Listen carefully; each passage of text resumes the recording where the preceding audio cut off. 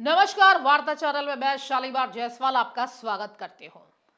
संभल में 24 नवंबर 2024 को हुई हिंसा को लेकर 3 सदस्यीय न्यायिक आयोग की रिपोर्ट सामने आ चुकी है। इस रिपोर्ट को लेकर एआईएमआईएम पार्टी के चीफ असदुद्दीन ओवैसी ने भारतीय जनता पार्टी और राष्ट्रीय स्वयंसेवक संघ पर जमकर निशाना साधा है। ओवैसी ने कहा, मैंने अभी रिपोर्ट पढ़ी नहीं है।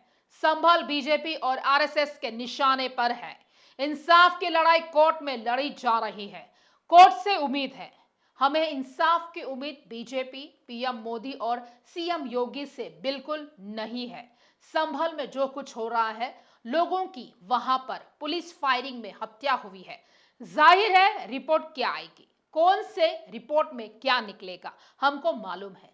संभल में आपका हिंदुत्व का एजेंडा चल रहा है। तो आइए देखते हैं इस पर हमारी एक खास रिपोर्ट।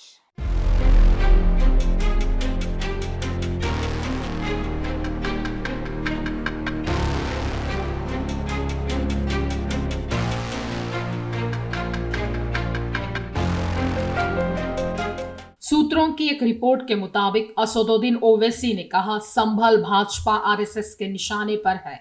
न्याय की लड़ाई लड़ी जा रही है। हमें न्यायालय से उम्मीद है। हमें बीजेपी, योगी और नरेंद्र मोदी से न्याय की कोई उम्मीद नहीं है, क्योंकि संभल में जो कुछ भी हो रहा है, पुलिस गोलीबारी में कई लोग मारे गए हैं। यह स्पष्ट और ज्ञात है कि किस तरह की रिपोर्ट सामने आएगी। इससे पहले 28 अगस्त को संभल हिंसा मामले की जांच के लिए नियुक्त 3 सदस्यीय पैनल ने उत्तर प्रदेश के मुख्यमंत्री योगी आदित्यनाथ को अपनी रिपोर्ट सौंपी। 450 पेजों की इस रिपोर्ट में नवंबर 2024 में हुई हिंसा की जानकारी है और इसमें संभल में जनसांख्यिकीय परिवर्तनों के बारे में भी काफी खास डिटेल दी गई है। जहां एक समय हिंदू समुदाय के सदस्य 45% थे, लेकिन अब उनकी संख्या घटकर 20% रह गई है।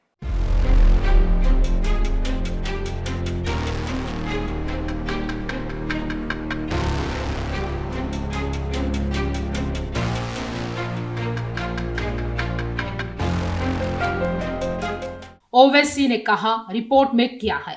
आप सिर्फ संभल में हिंदुत्व का एजेंडा लागू करना चाहते हैं। मुझे पूरा विश्वास है कि लोग ऐसा नहीं होने देंगे।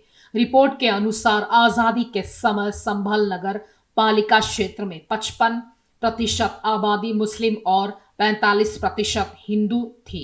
हालांकि वर्तमान समय में हिंदू आबादी घटकर 15% हो गई है, जबकि मुस्लिम समुदाय बढ़कर 85% हो गया है। सूत्रों की जानकारी के मुताबिक ओवैसी ने आरोप लगाया, आप उनसे ऐसी सरकार के रहते न्याय की उम्मीद नहीं कर सकते जो उत्तर प्रदेश के मुसलमानों का जीना मुश्किल करने पर तुली हुई है। उन्होंने बिना किसी उचित प्रक्रिया के मुसलमानों के कई घरों को बुलडोजर से ढहा दिया है। उन्होंने इन तथाकथित मुठभेड़ों का इस्तेमाल या तो लोगों को घायल करने के लिए किया है या फिर कुछ लोगों की जान भी ले ली है। उन्होंने आगे कहा है कि इसीलिए मुझे इस बात पर बिल्कुल आश्चर्य नहीं है कि इस तरह की पक्षपातपूर्ण रिपोर्ट आएगी, लेकिन मुझे यकीन है कि संभल के लोग न केवल उत्तर प्रदेश की वर्तमान भाजपा सरकार को, बल्कि तथाकथित धर्मनिरपेक्ष दलों को भी उचित लोकतांत्रिक जवाब देंगे, जो संभल मुद्दे पर चुप्पी साधे हुए हैं।